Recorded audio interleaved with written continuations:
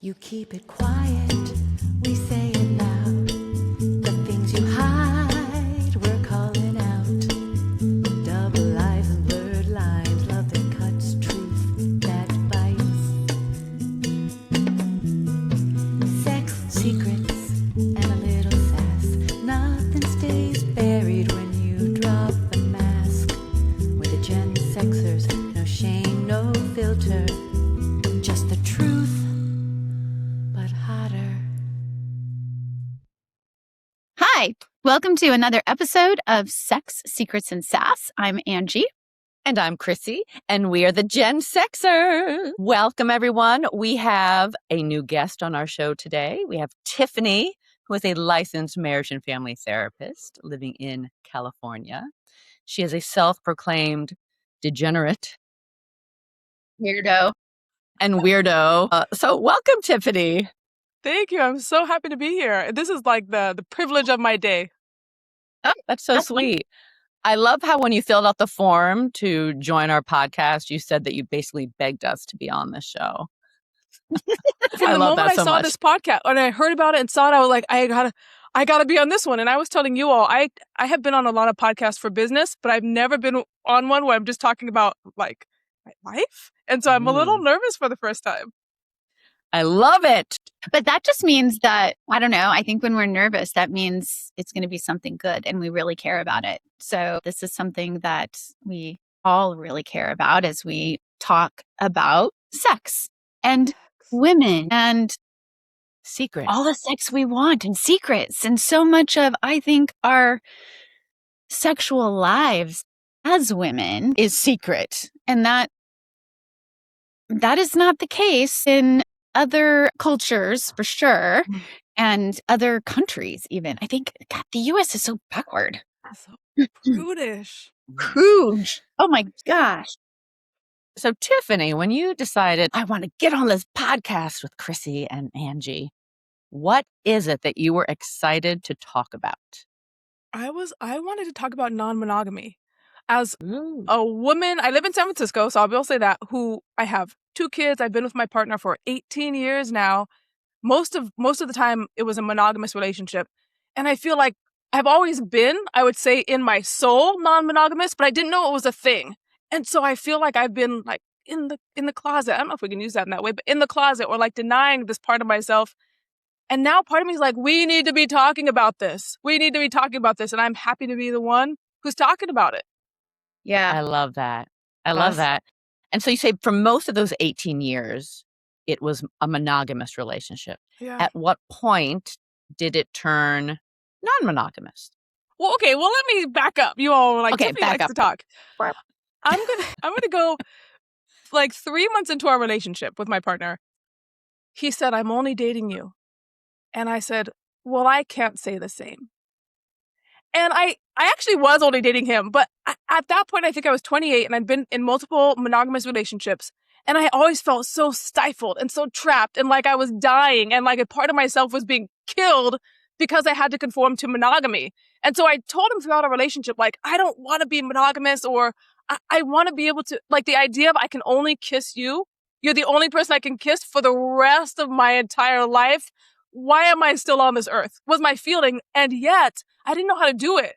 So even though I was always, I would be quiet. And then at some point I would be like, we can't do it this way. And then quiet. And so finally, maybe about 9 years into our relationship, I was like, I can't keep living this way. And so we started talking about it again. How was your partner's reaction when you said that? Well, I think throughout he's kind of a very go with the flow guy, and we're in couples therapy now, and we have off and on, and so in some way I'm the one who like drives the decisions in our relationship, and he's like, yep, we'll go with it. But if there's something he doesn't like, he doesn't actually say it, but he doesn't not say it. So I think being a people pleaser, a therapist, highly attuned, I knew he wasn't really wanting to, and so I would want to get him on board, and he would kind of be like, that sounds good someday. But he would say, the idea of it is good. Of course I understand the idea of it, but I have fears that if we actually go down that road, it's going to be way more complicated and problematic than I think you realize. And so I would kind of be like, okay, maybe he's right. And so I kind of kept deferring to his kind of spoken, but more his feelings versus saying like, we have to figure out how to do it. You therapist, you. I know, what a disaster. And so did you begin dabbling in non-monogamy together? Like, yeah. So at that point, when I was like, we didn't have kids at this point, I said, we got to try. And so I don't know who found this app called Field, which everybody knows about now, but maybe. I don't know about this. Tell me about this app. Field. Everyone knows Feeld. If you don't know it, now you do. At the time, it was billed as like a non-monogamy open relationship, big kink app. I was not into kink. I don't know what that was, but I was like, okay, non-monogamy. So you can get on there. Unlike Tinder, like when my partner and I got together, there were no apps. So I'd see my friends on the apps and I'm like, oh, I would love to be on the apps, but I couldn't be on the apps. So I'd like secretly get with my friends and be like, here's what I would say, do this. But some part of me was like, I want to be on those apps. So when Field came out, the joy of it was that it was geared towards people who are non-monogamous. So if you're on Tinder or something like that, you're either looking for a monogamous relationship or maybe you're cheating, neither of which were what I wanted to do. Mm-hmm. So Field, he and I got on it and first started just looking at people and kind of, I think we started, again, I was more like, I was afraid to actually say what I wanted and go do what I wanted. So we were kind of half in, half out. And he was like, well, we could go out on couple dates. I don't want to go on any couple dates, but I would say, yeah, okay, let's like go out with some couples or try here and there.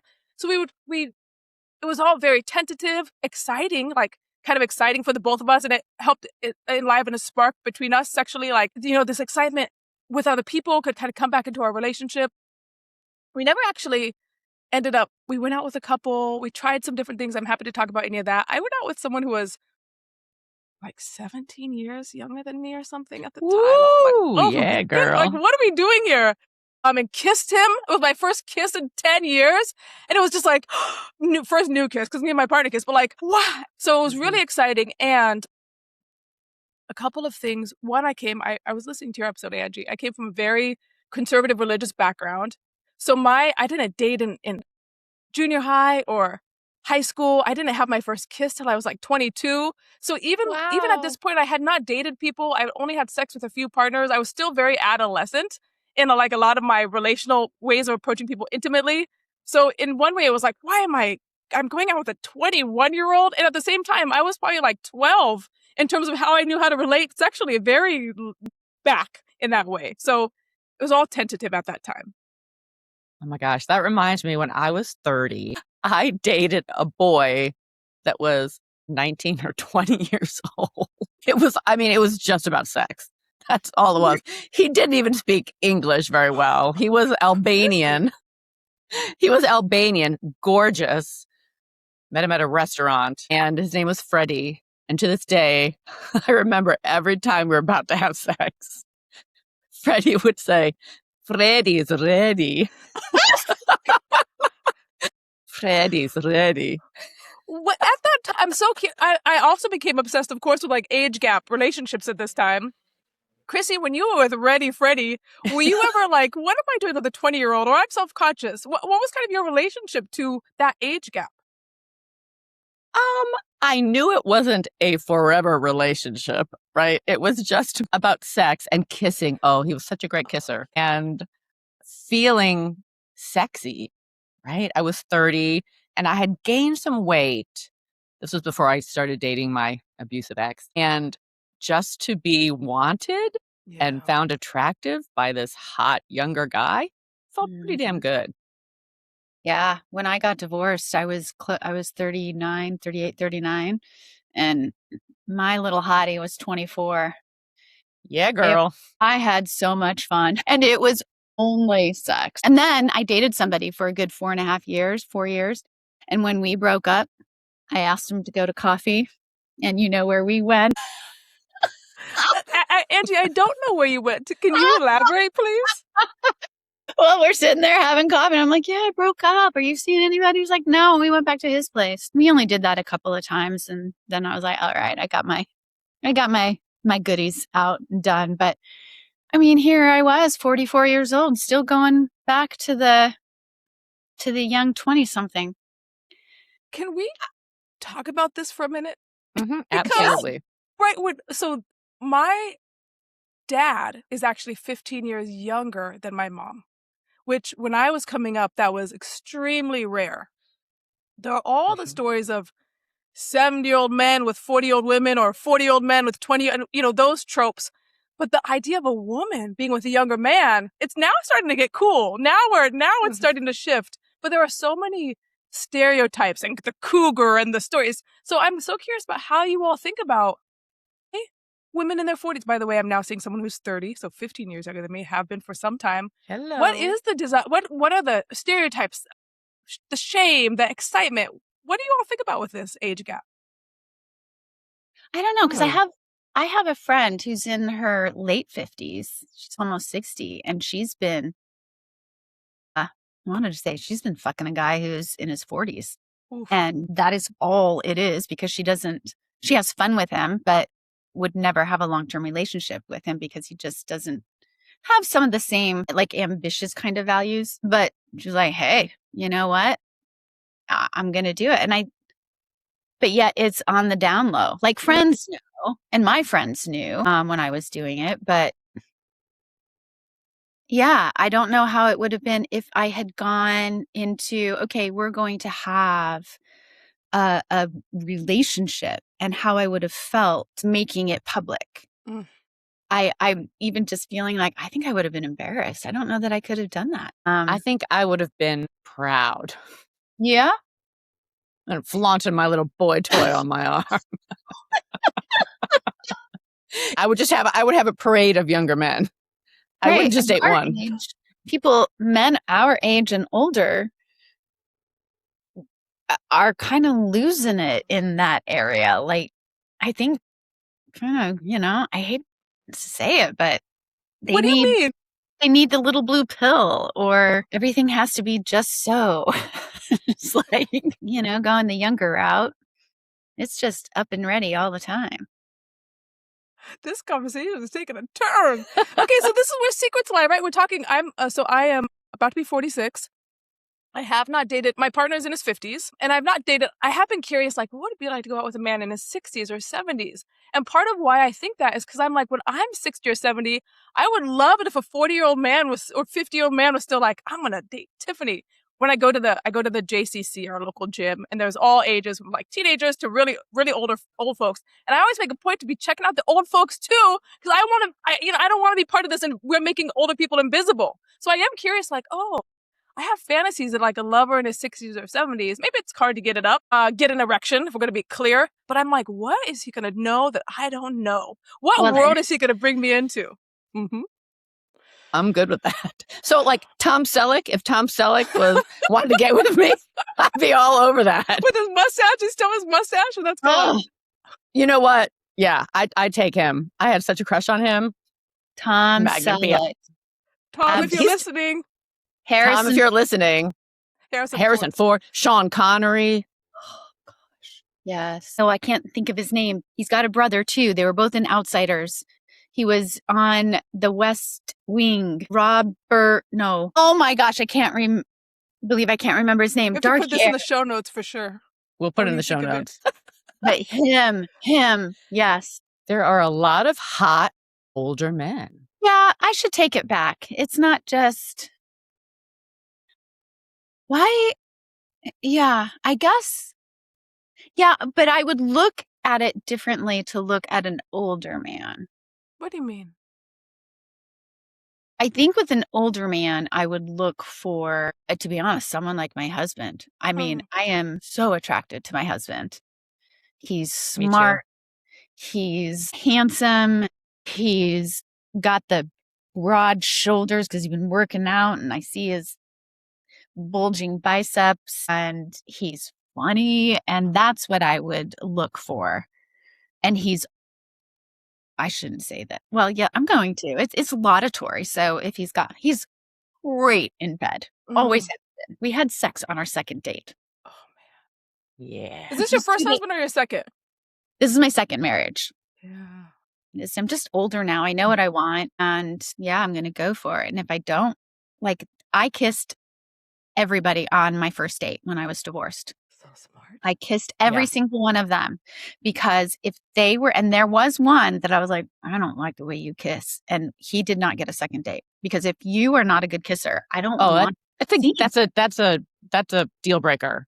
So a bad kisser, not deal one breaker. of those like, no, I'm not going to kiss on that. I'm like, no, give me it. I want to see what happens. And yeah. So these are things that I did not know. So like because I didn't date a lot, I had sex with maybe 8 people in my whole life before meeting my current partner. I didn't have sex in high school. So all these things, even about being a bad kisser, there are people now I'll go out and I've only just now been like, oh, I need to kiss someone soon. Because I'll go out with them multiple times and it's fun and they're great. And then I kiss them. I'm like, no. Then I go back to, wait, am I allowed to not keep going out with someone just because they're a bad kisser? And the answer is, of course, don't keep. But all of these things are things that my mom did not tell me. These are not conversations I had with my sisters who are all very religious. So these are the kind of things I'm like, people need to know this, or I'm just learning it now. And if you get married in your 20s and you're with someone for 30 or 40 years, you never know what else is out there, what the world has in store for you sexually and in terms of your desire. The worst kisser I ever had was in high school. His name was Chris. Sorry, Chris. Bless his heart. Sorry, Chris. There's lots of Chris's out there, so lots of Chris's. It was, I called him the fish kisser. Oh. It was so sloppy and wet, and it was so gross. To this day, I have nightmares about not him, but nightmares about being kissed like that, where it's just all saliva and tongue, and it's so disgusting to me. Sorry, Chris. Did you keep going? Did you go out with him multiple times and kiss him for some period of time? Or just one time? I think I've blocked that out, Tiffany. I think I've blocked it out. Terrible. It was not a very long-lived relationship. Yeah. It may have just been a couple dates. And I don't know why or how I don't remember if we were officially boyfriend and girlfriend. I blocked it all out. So Tiffany, going back to you've been seeing somebody in their 30s. 30, right? Exactly 30. I started seeing him when he was in his 20s. Wow. Yeah. Whoa. So Chrissy and I are reading a book right now that we will be discussing probably in multiple episodes because there's so much good information in it. I even have it right here. So if people want to follow along as we're discussing things, the book is Untrue: Why Nearly Everything We Believe About Women, Lust, and Infidelity is Wrong, and How the New Science Can Set Us Free, by Wednesday Martin. She's earned her PhD in comparative literature and something studies from Yale. But anyway, where was I going with this? Shoot. This is 30. Me. Young people. Menopause brain. Yes, I know. Young people. Oh, the 3 types of monogamy. So that's where I was going, because kind of monogamy. So she went to a thing at some seminar. She says there's 3 types of non-monogamy. There's open relationships where the 2 partners agree that they're going to go see other people, but they necessarily don't want to know about it. Go play.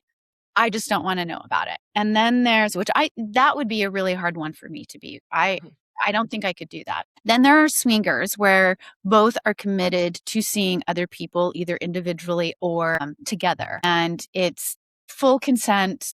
You know what each other is doing. And then there is the polyamorous where it is okay. You've got your partner's consent and knowledge to go out and even fall in love with other people. It's not just a sexual thing. It could be romantic as well. And you do that. So, and the one thing that all 3 of those have in common is consensual, right? They're all consensual. Yes. Yes. Consensual non-monogamy. So there are different ways you can conscious non-monogamy, I think is another term. So there's a lot of different ways, but I didn't realize that, there were 3 that could be the same, but I have an idea of which one, if I were to be non-monogamous what I would do, but What's yours? mine, What would you do? Yeah. I would probably do swinger, where we can do what we want individually or together, but the primary bond is home base. The primary bond or the original bond is home base, and that is always going to be the final. So what is yours, Tiffany, after I've now named that? I have so many, my thoughts are going all over the place, so you're all going to have to rein me in. Here are my thoughts. In terms of the don't ask, don't tell, I love it. And I think about how many couples are just cheating. And I would say my there was infidelity in my family. And it was like an unconscious don't ask, don't tell. Like, if you did not know this person was cheating, you didn't want to know. And that was so damaging on the whole gaslight. All the things that have to happen in a household where infidelity is happening and nobody knows when it's an open secret. Fucked. So there is that. The middle two, swingers. So first of all, swingers, this is where we go off into all of the stereotypes, the ways people probably think about if they knew I was non-monogamous, what they're thinking. But I'm going to share my stereotypes. I think about swingers, 70s, guy with the hair coming out the thing. You go to the party and drop the keys in the bowl. Yep. Hey, and you're doing, what was you to be? Like, what are we doing? Is that when I hear swingers, that's what my mind goes. I'm like, yeah.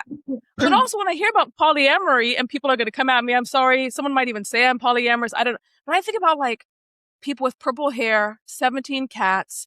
You got to go to the party and people are like, this is not true, but this is where my mind goes around. Like when I thought about polyamory before, like talk about, that's real weird. And like the people, they're out there and they're with their multiple partners and all their cats. And I'm just like, I'm not that.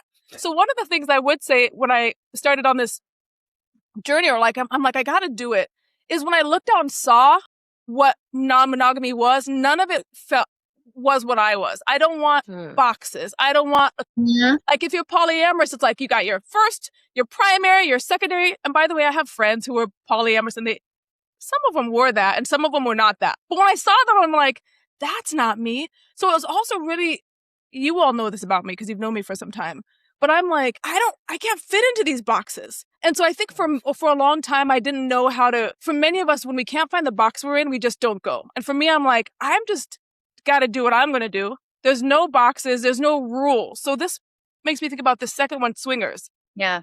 For me, you all know I'm psychoanalytically oriented, the unconscious process. I'm like, a world where you say, you can go have sex with someone, but you can't fall in love. It's like, that's a fantasy that we could tell our partners, that we can dictate, right? What our own desires, our internal worlds, what it means to fall in love. So, and I'm not, Angie, this could work for you. I don't know. But I'm like, for me personally, I felt like there's so many people when I connect to them, I'm like, I feel excitement, or it could be sexual excitement. It could be, who knows what it's going to be. But a world where I had to go meet people and have a zing and be like, but that can't exist because I'm in a relationship. There can't be any zing. I'm like, there was the zing. There was the eros. There was the excitement. In a world where we're saying now we can't move towards that, for me is a world of deprivation. And how can I live in that world? Yeah, I don't view how I would be the swingers, in terms of that's just the term, the type, right? Yeah. I don't see it as me falling in love with somebody, I guess. I think it would depend, But what if you did? What if you went out and you're not going to. This is why you're not even open that. But what if one does? What do we do then? Well, then can't I love two people? And then it maybe turns into a polyamorous. That's what I say. Bring those cats. I mean, I don't know. Yeah. And the purple hair. We have the cats, the goats, all of it. Yeah. I could totally see that. There are some questions that she went to a workshop with, and it was another LMFT. And he talks about, he has 4 questions, and they're so, I thought it would be fun to answer these. Ooh, okay. What would it be like to watch your partner or spouse have sex with someone else? And I have fantasies about that. See them really enjoying it. I definitely fantasize about that. Yeah. My friends and I had this conversation last weekend. There were four of us, that we're talking about at 4 or 5. I can't remember if one was there yet or not when we had this conversation, but only 2 of us said, "Oh yeah, no, that'd be a turn on." And also the opposite too. Like I fantasize about the opposite. Yeah. Oh, so you being with someone and your husband watching you. Yeah. Uh-huh. Yeah. So I want to say 2 things. When Angie, when you describe your relationship with your husband, I'm like, it's very different than what I hear with many of my mom friends. Many of my mom friends who have, my kids in like preschool, early elementary school, so maybe they're in similar places. When I talk about non-monogamy, they're like, I'm like, in the early days, I was like meeting someone to get to know them, and I kind of mention it kind of like a little bit to see what they would say. And they were like, I want it. They were like, they want it. They were like, and then they go into like, my husband, oh God, they don't describe their husbands like you do. And this is all of their first marriages. So it also makes me think about how many people, and also my relationship, 15, 10 years, my first really long relationship. How many of us do get in relationships before we know ourselves? And then it becomes this feeling of being trapped. We love them. We have little kids with them.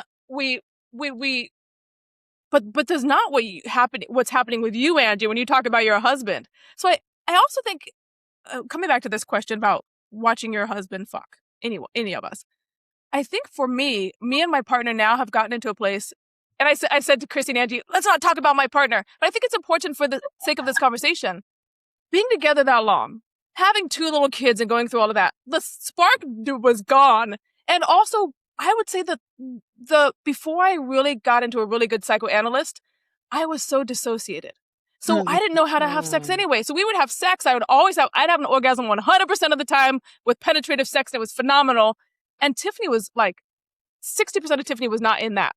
Not there. Or maybe, Angie, I would have a drink. Like I'm drinking and I'm having sex when I'm having a drink. And so to actually get to a place where I'm like, I want to be intentional and present and see what sex is like in that place when all my parts are there. Me and my partner our sexual relationship was not formed in that way. Right. And so I would love to watch my partner have sex with someone else.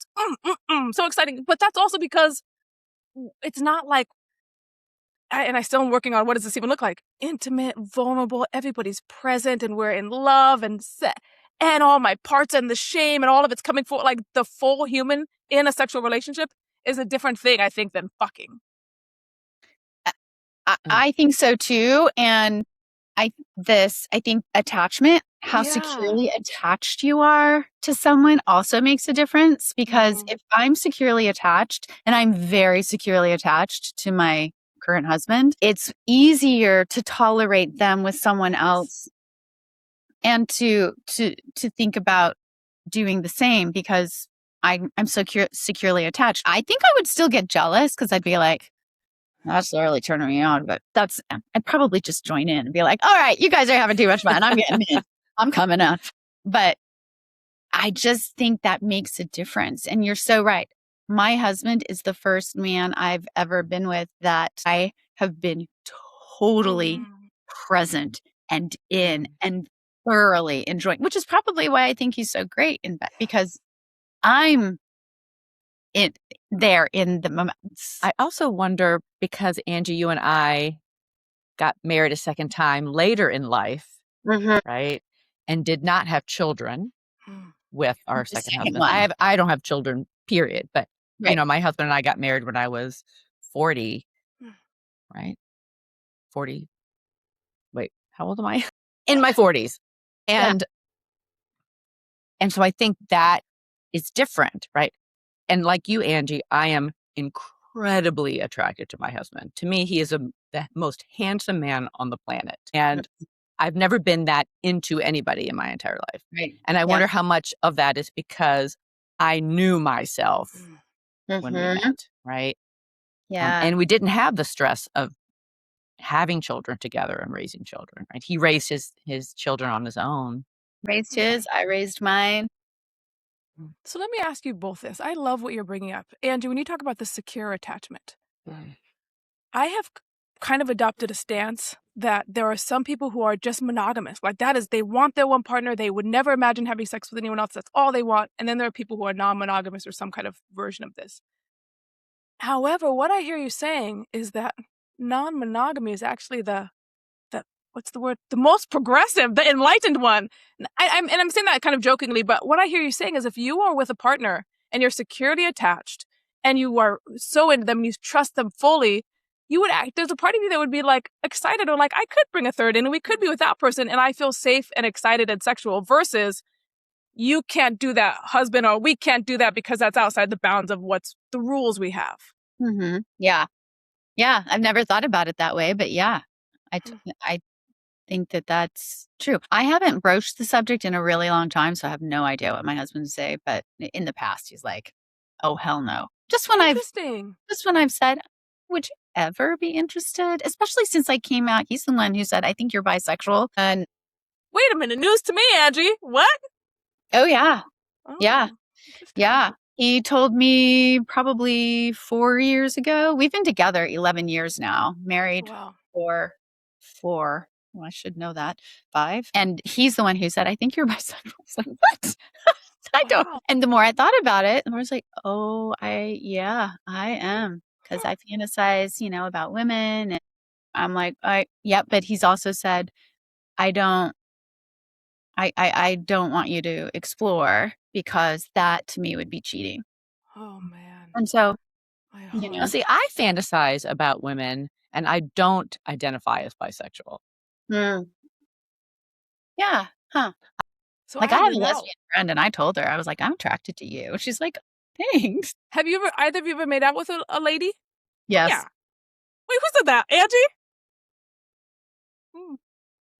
It's fun. Oh my gosh. Such soft lips and okay, we cannot keep going down this road if we want to stay on this podcast. I gotta go and come back. Angie. So we have these. I like to think about this for the sake of understanding like how we only have one life, I think about. And I think about like how far can we go? Like how much can we step into these desires, these fantasies, these come to know these parts of ourselves. And then if we're with someone, how much can they dictate? Like kind of like this is a question I don't have the answer to. But if it's like Angie maybe was excited by the idea of being with a woman, or we could use me, let's say my partner would be thrilled if I got with a woman. But let's say he wasn't. I'm like, if I'm going to live my 80 years, actually 102, my 102 years on this earth, am I never going to feel what it feels like to have a woman's lips pressed on mine because my partner would be upset about that? It's hard for me, and this is me personally, to like live in that.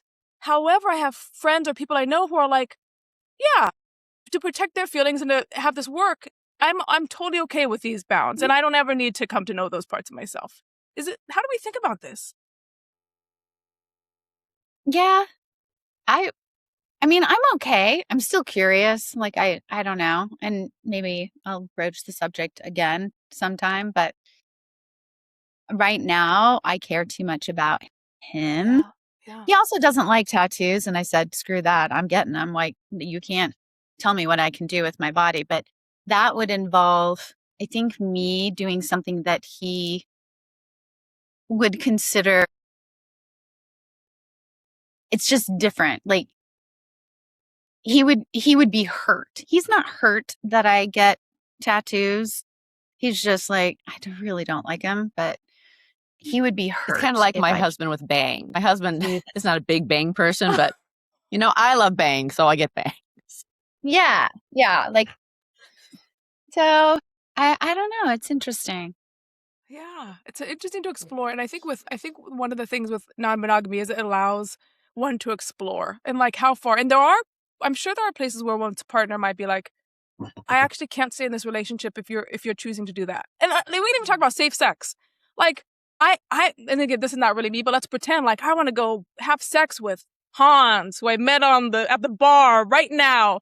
And it's like, but if I'm putting my partners in danger of getting an STD or myself or their partners, then that's a decision I have to make. So there might be some Tiffany who's like, the fullest expression of myself is to go fuck Hans in a bar on a Tuesday, and I'm not willing to take that risk. So it's all of it. I think that's even in terms of our relationships or the emotional risk. We all make choices at every moment about what we're willing or interested in going forward with, and being willing to accept the real consequences of that. Yeah, I think everything's a choice, right? Yeah. Everything's a choice. And there's there's like a fine line between being controlled by a partner and not being able to do something and being influenced by them. That's a great point. Right. Like we can joke about it. Like I'll be like, oh my God, sweetie, look at her. He's like, I didn't even see her. And I'm like, what? How could you not see her? She's gorgeous. Like, nope. I mean, so, we can joke about it and that's just fun. So, yeah, I can't believe we just kind of talked about everything, Tiffany. Yeah. Non-monogamy. I feel like we should have you on again so we can talk more about 100%. the non-monogamy and what after we read the book. Read the book, Tiffany. I would love to read the book. Yeah. I'm so curious about what she's going to say about monogamy, non-monogamy, these 4 questions. I'm excited about the 4 questions and what she says about women's sexuality. It is not monogamy and monogamous marriage is not in our blood nor our DNA. I think I firmly have believed that, and I'm in a culture that keeps telling me I'm wrong for this, and I'm like, I don't buy that. This is a societal thing, and it started with the plow. And that is not a sexual term. I was about to say, well, tell me about this position, because I want to learn it. It is interesting that sometimes they'll say, yeah, he plowed her. Yes. Right. The agricultural revolution is what caused us to become with one person, and that's what we're supposed to do, and we are now property. And our job is in the home, because you can't get away from the fact that men are stronger upper body strength and have stronger and bigger hand strength, and you needed that to pull a plow. When it was just hoeing culture, and still now in cultures where women do the work in hoeing, which she's a hoe. They are way more autonomous sexually. They run the community, but it's the plow that caused us to become second-class citizens. It is fascinating. Here's what I'll say too. Non-monogamy is now not so rare. Like now I'm like, everybody's non-monogamy. It's not true, but like, it's not so taboo, even though no one I know is doing it, except the people I'm fucking who are also doing it. It's not so taboo. But I think that's a huge part of that is because women are getting educated, more power, more power, more resources. So now it's going back to like, I don't have to have a man. So why would I have one if I could have 5? Exactly. No reason. Or women, by the way. I did date a woman for the first time. Yep. Yeah. Yep.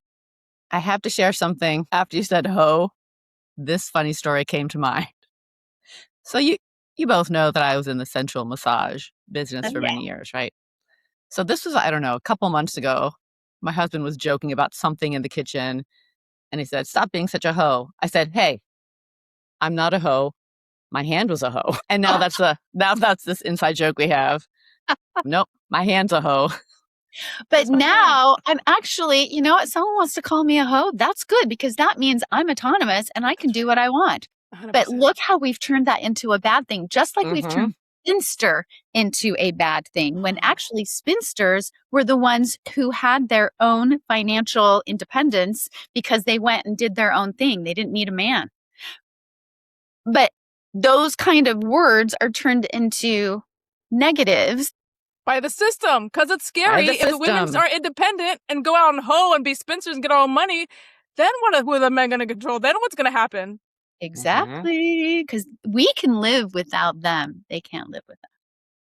It's true, actually. I'll probably be quiet before I get on a soapbox.